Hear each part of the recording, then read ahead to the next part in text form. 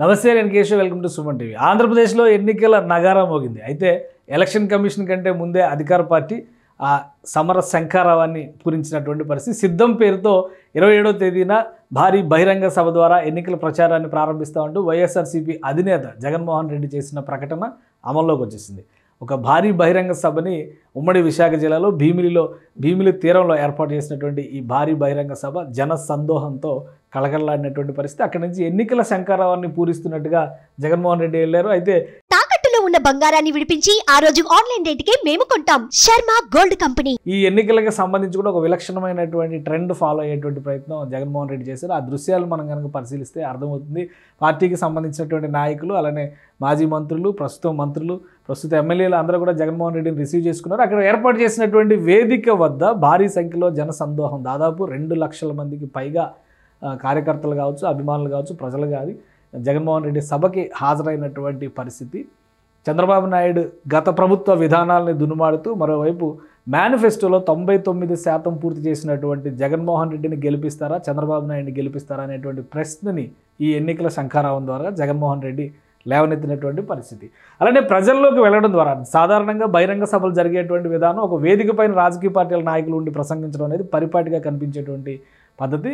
అయితే ఈసారి జగన్మోహన్ రెడ్డి ఒక కొత్త విధానాన్ని అనుసరించారు, ప్రజల్లోకి వెళ్ళేటువంటి ప్రయత్నం చేశారు. ఇంత భారీ వేదిక వద్ద కూడా ఒక భారీ ర్యాంప్ని ఏర్పాటు చేశారు. ఆ ర్యాంప్ పైన జగన్మోహన్ రెడ్డి నడుస్తూ జనసందోహంలోకి వెళ్ళి ప్రజలందరికీ కూడా అభివాదం తెలిపేటువంటి ప్రయత్నం చేశారు. ఇది ఆ దృశ్యాలను మనం చూస్తున్నాం. ఒక భారీ ర్యాంప్ ఏర్పాటు చేశారు సభావేదిక మధ్యంగా. అంటే సాధారణంగా ర్యాంప్ వాక్ అనేది ఫ్యాషన్ షోలు చేసేవాళ్ళు, అలాంటి వాళ్ళు చేసేటువంటి ర్యాంప్ వాక్ని మనం చూస్తాం. అయితే రాజకీయ వేదికల దగ్గర అటువంటిది ఏర్పాటు చేయడం అనేది మొదటిసారిగా మనం చెప్పాల్సి ఉంటుంది. దాదాపు 100 మీటర్ల దూరం వరకు ఈ వేదికని ఏర్పాటు చేశారు. ఆ ర్యాంప్ పైన జగన్మోహన్ రెడ్డి నడుస్తూ ప్రజల్లోకి వెళ్ళి అభివాదం చేసేటువంటి ప్రయత్నం చేశారు. ఎందుకంటే పాదయాత్ర ద్వారా అధికారంలోకి వచ్చినటువంటి జగన్మోహన్ రెడ్డి జనంలోకి వెళ్ళలేకపోతున్నారు అనేటువంటి విమర్శలు విపక్షాలు చేస్తున్నటువంటి నేపథ్యంలో జగన్, అలానే వైఎస్ఆర్సీపీ ఈ తరహా విధానాన్ని అనుసరించేటువంటి ప్రయత్నం చేసింది. అయితే విపక్షాలు దీనిపైన కూడా విమర్శలు లేవనెత్తుతున్నటువంటి పరిస్థితి ఉంది. ప్రధానంగా జగన్మోహన్ రెడ్డి ఏర్పాటు చేసిన, అంటే సభా వేదిక వద్ద ఏర్పాటు చేసినటువంటి ఆ ర్యాంప్ ఒక మతానికి సూచికగా కనిపిస్తోంది అనేటువంటి విమర్శల్ని విపక్షాలు చేసినటువంటి పరిస్థితి ఉంది. ఈ వేదిక నడి మధ్యలో భారీ శిలువ ఆకారంలో ఏర్పాటు చేసినటువంటి ఈ ర్యాంప్ ద్వారా ఇది రాజకీయ పార్టీల సభ లేదంటే మత ప్రచార సభ అనేటువంటి రీతిలో ప్రతిపక్షాలు విమర్శలు చేసినటువంటి పరిస్థితి ఉంది. అయితే ప్రజల మధ్యలోంచి ఇంత భారీగా నిర్మించినటువంటి ర్యాంప్ ద్వారా ప్రజల్లోకి వెళ్ళి ప్రజలకు అభివాదం తెలియజెప్పడం ద్వారా ప్రజలకి జగన్మోహన్ రెడ్డి మరింత చేరువయ్యారనేటువంటి వాదనని వైఎస్ఆర్సీపీ నేతలు చెబుతున్నటువంటి పరిస్థితి. అలానే సభకి సంబంధించి కూడా దాదాపు 2 లక్షలకు పైగా అక్కడ అటెండ్ అయినటువంటి పరిస్థితి. 27వ తేదీ నుంచి ఇక వరుసగా వైఎస్ఆర్సీపీకి సంబంధించినటువంటి ఈ సభా కార్యక్రమాల ప్రణాళికల్ని వైఎస్ఆర్సీపీ ఇప్పటికే సిద్ధం చేసింది. జగన్మోహన్ రెడ్డి ఎన్నికల సమర శంఖారావాన్ని పూరించినట్టుగా సిద్ధం అనేటువంటి ఈ వేదిక ద్వారా ఆల్రెడీ అనౌన్స్మెంట్ చేశారు.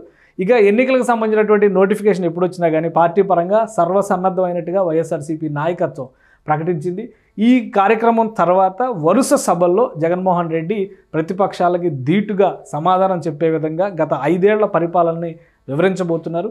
అదే క్రమంలో ఈ 5 ఏళ్లలో సునామీ లాంటి సాకులు, కరోనా లాంటి సాకులు కూడా చెప్పకుండా మేము ఆర్థికంగా ఎన్ని కష్టాలు వచ్చినా కానీ ప్రజలకు చేరువయ్యేటువంటి ప్రయత్నం చేశాం, కాబట్టి మా పైన నమ్మకం ఉంటే మాకు ఓటు వేయాలనేటువంటి విజ్ఞప్తిని జగన్మోహన్ రెడ్డి చేశారు ఇక్కడ.